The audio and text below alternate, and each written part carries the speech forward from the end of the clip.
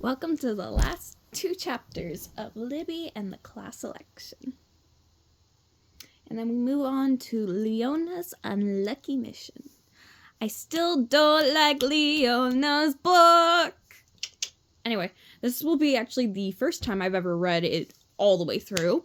Not Libby's in the class election. I've read that one like 12 times besides Clover's book. But I have never finished Leona's unlucky mission, only because, there's so much Scarlet, hate that I can never get through it, because 1, Scarlet is one of my 2 favorite characters, and 2, it's a lot, even for someone who doesn't like Scarlet. Okay, anyway, Chapter 10 and Epilogue, Libby in the class election. Libby had one more trick up her sleeve to make sure that Ava's wish came true. She wanted to surprise Ava and Waverly. Ava because she knew she'd be delighted, and Waverly because she would try to stop her. Luckily, she had a bit of wish energy left, and hopefully there was enough. Meet me on the front steps tomorrow morning for a cool surprise, Libby told Ava. She didn't ask to sleep over that night because she was planning to sleep on the school roof in her special Star Darlings tent. She could work her starling magic in the privacy of her own invisible tent. And she could also sleep in. A star darling, especially an overtired one, needed her rest. Hold on, I need to check to see how many pages are in this chapter. It's probably a lot. No, not that much. Okay. Sorry, my best friend who's collaborating with me with this channel, is texting me. Anyway, the next morning, Libby stored her energy tent back in her star zap.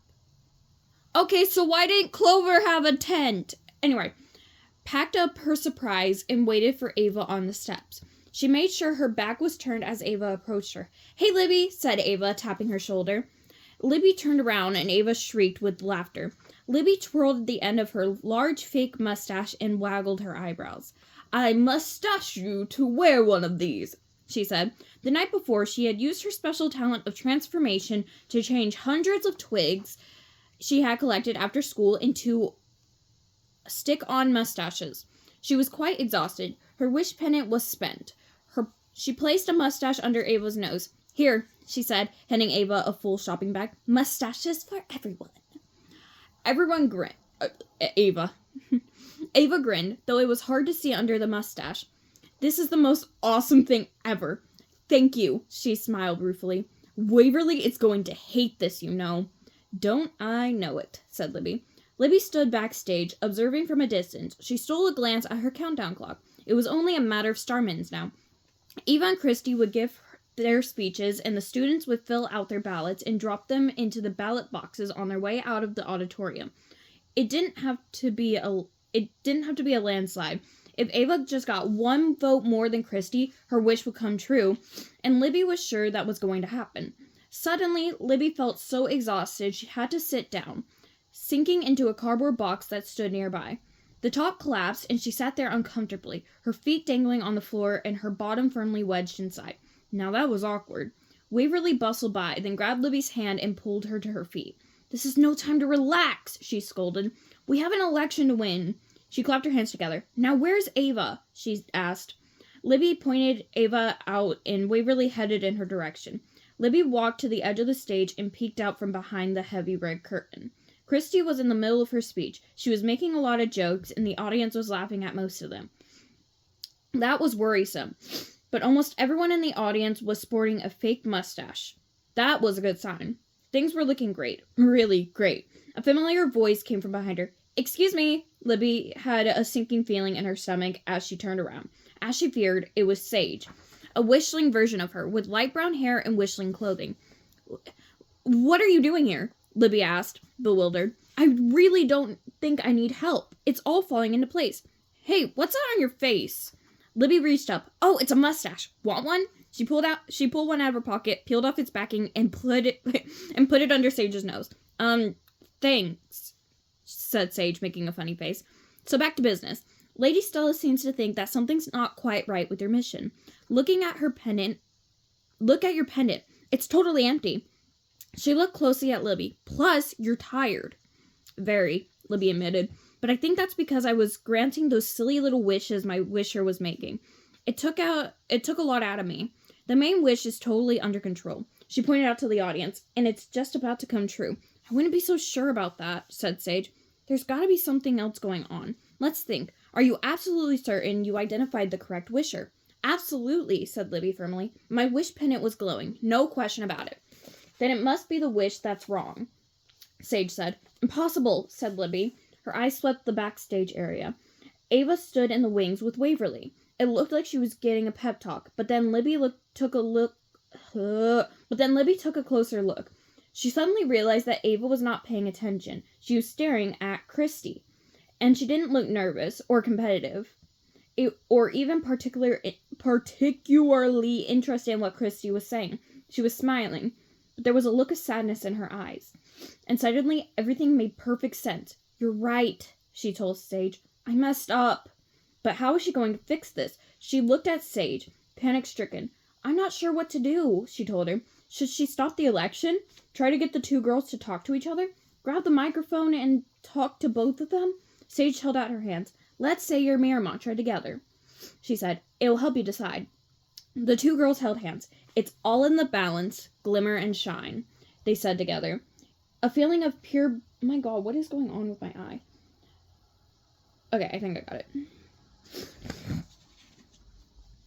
A feeling of pure peace flowed through Libby. Her jumbled thoughts were gone, and suddenly she knew exactly what to do. "Good luck," said Sage.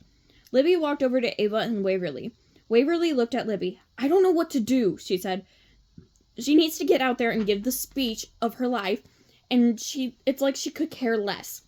Will you see what you can do?" "I will," said Libby. "Just give us a minute." My God, how much longer in this damn chapter? She stared at Waverly, who was lingering to eavesdrop. "A little privacy?" she asked. Waverly looked uncertain, but she did as she was asked. Ava looked at Libby. "There's nothing to say. I don't need a pep talk. I'll be fine." She sighed deeply. Libby put her hand on Ava's shoulder.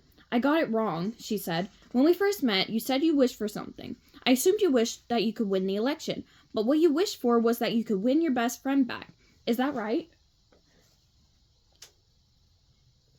Ava nodded, looking at the floor. "That's right." "Why didn't you say anything?" asked Libby sadly. "It just seemed pointless," Ava said. "And Waverly was working so hard, and then you joined in. You guys had done so much, and I just felt bad." Oh my God, my makeup is like feeling like it's running. Okay.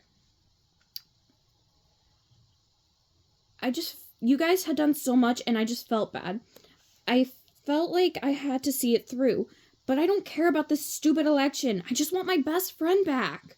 Libby's heart sank. How in the world was she going to fix this? "There's no time," she said. "You have this speech to make," and suddenly Libby was inspired. "Hand me your speech," she said, "and make it snappy." She glanced at her countdown clock. "We're almost out of time." Ava handed it over. "What are you doing?" she asked. "Turn around," Libby instructed, using Ava's back as a makeshift desk. She scribbled some words on the paper. "Hope you can read my handwriting," she said. She handed the paper back to Ava, who looked panicked. Christy finished her speech to applause and cheers. The principal walked over to the microphone. "And now, put your hands together for presidential candidate Ava Cunningham," she said.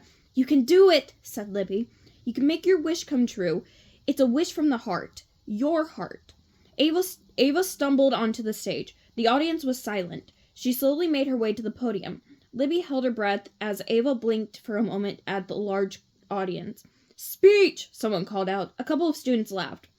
Ava looked down and scanned the paper, and then she began to speak. "Hi, everyone. My name is Ava Cunningham. You probably see my posters around school asking you to vote for me. I've shaken many of your hands in the hallway, telling you that I am the best candidate for this job. And here," she held up the paper, I have a carefully written speech about all the things I'll do as class president, and how you should vote for me instead of Christy. But I'm not going to read it." Waverly stomped over to Libby. "What are you kidding me?" she said furiously. "What kind of pep talk did you give her?" Libby held up a hand. Waverly crossed her arms tightly. Her mouth set in a grim line. "I'm here to talk about something else," Ava continued. "I'm here today to tell you about someone who has a great sense of humor and really cares about this school. Someone who will be the best president you guys you guys could want. I used to call her my very best friend, and her name is Christy Chang. Waverly shook her head at Libby. What a disaster, she said. The crowd began to murmur. That's right, said Ava. I'm dropping out of the race. It cost me the thing that was most important to me, so please vote for my very best friend, Christy Chang, for class president. There was a stunned silence. Libby stepped on stage, and then she began to clap. At first, she was the only one, but then one by one, the students started to applaud, until the whole school, faculty included, were on their feet, cheering for Ava. A hush fell over the crowd. Christy was making her way on stage. She stepped up to the microphone. In the campaign, I also lost sight of what was most important. I miss you, Ava. If it's okay with the school council, I propose that we be co-presidents. No election needed. Ava looked shocked. Then her face broke into a huge smile, and she hugged Christy. The audience erupted into cheers. Libby rushed on stage and handed the young female wishlings matching mustaches. They put them on and waved to the audience, who burst into laughter. I mustache you to be my best friend again, Libby heard Ava say to Christy. Christy nodded. Of course, she said. I really missed you. The crowd cheered. Now watch, said Sage. Appearing at Libby's side, rainbow light energy began to flow from Ava, dancing across the stage in a joyful stream as it was absorbed into Libby's wish pendant. It was amazingly breathtaking. Libby felt sorry that she and Sage were the only ones who could see it. I'm sorry, Libby, but it's time to say goodbye, Sage said. Libby's shoulders sagged, and she really grown to like Ava. She was proud that she had helped bring two friends back together, and she wanted to enjoy the moment for a bit longer. But the mission was a success. Her identity was still a secret, and the wish energy had been collected. It was time to go home. Libby found Ava in the auditorium, happily accepting congratulations from students and teachers alike. Ava threw her arms around Libby. Thanks so much for helping me, she said. Nice mustache. Thanks, said Libby, twirling the end. I think it suits me. It was my pleasure. She took a deep breath. I don't know how to tell you this, but I've got to go. I wish, said Ava. Libby cringed for a moment. I wish you didn't have to go, but something is telling me that it's important. Libby reached forward and hugged her tightly. You're right, she whispered. Then the two broke from their embrace. Ava gave Libby a polite smile, as if Libby was another supporter wishing her well. Thank you, she said. I promise to be a good co-president. I'm sure you'll be the best, said Libby. Epilogue. Star salutations, Libby told Sage as they made their way across campus back on Starland. I couldn't have done it without you. No problem, said Sage. I'm glad I could help. As the moving sidewalk traveled past Halo Hall, the two girls noticed a crowd of students outside, grouped around the hollow announcement board. Sage looked at Libby. Do you think it could be the band results? She asked. Could be, said Libby. Let's go see. They stepped off the moving sidewalk and headed over to see what was going on. They joined the crowd and waited patiently so that they could take a peek. A student, an exasperated look on her face, shoved her way back through the crowd. Whatever, she said scornfully. It's all those star dippers. They should just call it stupid rock. Libby and Sage looked at each other. Could it be true? When they got to the front of the line, they saw the list. The Star Darlings. Lead singer, Leona. Guitar, Sage. Bass, Vega. Drums, Scarlet. Guitar, Libby. Can you believe it? Someone asked behind them. Libby turned around. It was Leona. She had a big grin on her face. An all-star darling band, chosen by the ranker as the best possible combination of musicians. Who would have thought? Then she frowned. I'm not sure about the name, though. I was thinking of something snappier. Like what? Asked Sage. Like Leona and the Luminaries, suggested Leona. Libby laughed. It's fine just as it is, she told Leona. She grinned. That was the exciting news on top of her successful mission. It was a good group. Leona, well, she could be a handful, but Libby was sure the other girls, especially Scarlet, would help balance out Leona's extra-large personality. Oh my god. Libby practically skipped all the way to her room. The door slid open, and the first thing Libby saw was the flowers. Oddly enough, they hadn't faded. They were actually just as fresh-looking as the day the girls had got in them. The smell of, if anything, had gotten even stronger. You're back! Cried Gemma, looking up from her holobook. Was your mission a success? It was, said Libby, but it had its setbacks, I suppose. I'll be in the starlight tomorrow in class. Probably, agreed Gemma, perhaps a little too quickly. So the band results are in, she told Libby. I just saw them, Libby replied. I'm sorry. Gemma cocked her head at Libby. Are you? Libby surprised herself by answering truthfully. I don't know. Gemma shook her head. I thought so. You know, we haven't been getting along at all, and it makes me so sad. But lately, I find you so annoying, offered Libby. Yes, that's exactly it. Annoying. Me too, cried Libby. The girls looked at each other, momentarily glad to have something in common again. But as the reality of what it was sank in, their faces fell. Just then, their star zaps went off. Libby felt relief. It wasn't easy to tell the person you lived with that their presence irritated you, or to hear it, come to think of it. She frowned. She knew why Gemma was annoying, but why in the world was Gemma annoyed by her? Everyone rose to their feet as Libby entered Lady Stella's office. Libby, the headmistress cried, congratulations on a job well done. Libby grinned as everyone burst into applause. Star salutations, she said as the girls hugged her and clapped her on the back. She basked in admiration of her fellow star darlings. It wasn't easy, but it's over. I have something for you, Lady Stella reaching toward her desk drawer. But then her star zap buzzed. She reached into the pocket of her midnight blue tunic and pulled it out. Libby watched as she read a message. A look of shock, followed by severe dismay, crossed the headmistress's face. Libby felt panicked. Excuse me, Lady Stella said, looking flustered.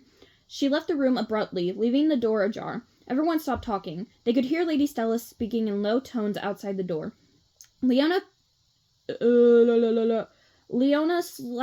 silently crept to the door and started listening. Even though they knew it was wrong, no one stopped her. Leona listened intensely, then turned to the group. She said, How on Starland could this happen? She reported in a whisper. Libby bit her lip. Tessa and Gemma put their arms around each other. Cassie wrung her hands. I can't hear what the other person is saying. Wait, Lady Stella's talking again. Leona paused. She said, What a terrible mistake. Libby felt her heart sink. There must have been a problem with her mission. She looked down at her wish pendant. It looked like it was full. What could be wrong? Leona listened again. She said, How can we fix this? Some of the star darlings began to whisper amongst themselves. Shh, commanded Leona. She strained to hear. Oh no, she said. What is it? What is it? Gemma cried. Leona turned to the girls, her eyes glassy with tears. She could hardly get the words out. She said, Spit it out, Leona, said Astra. You're killing us. She said, How in the world am I going to tell her that she isn't really a star darling? There was a collective gasp. Libby couldn't even look at the other girls. Did this mean one of them was an imposter? Libby didn't want to be the furtive looks. Libby didn't want to see the furtive looks in her classmates' eyes as they glanced at one another, each hoping it wasn't herself, wishing that someone else would receive the terrible news. It was an awful, selfish, difficult to deal with feeling. The door slid open. Leona jumped back. Everyone stared at the floor. Lady Stella stepped into the room, her face ashen. She walked to the middle of the room and simply stood there, her head bowed. Finally, she spoke. Girls, I have just received some terrible, shocking news. Her eyes were wet and she wrung her hands. Something very unexpected has come up. I don't even know how to begin, she sighed. I'm going to have to ask you all to leave. Libby, I'm sorry. We will have to postpone your Wish Blossom presentation. The girls began to file out of the room. Libby fell into place at the end of the line. The only sound was their feet shuffling across the carpet. Lady Stella spoke up. Everyone except for Scarlet. Scarlet stopped in her tracks, her expression frozen. Libby didn't think she would forget that sad, resigned, fearful look for as long as she lived. Scarlet, we need to talk, Lady Stella said gently. I'm afraid I have some bad news. And then Libby didn't hear any more, because the door slid behind her with a loud click. Leona's unlucky mission. Ah! Ah! Anyway. So that was Libby in the class election. I will start Leona's unlucky mission. I don't know when, but it's either going to be today or tomorrow. So I'll see you guys later.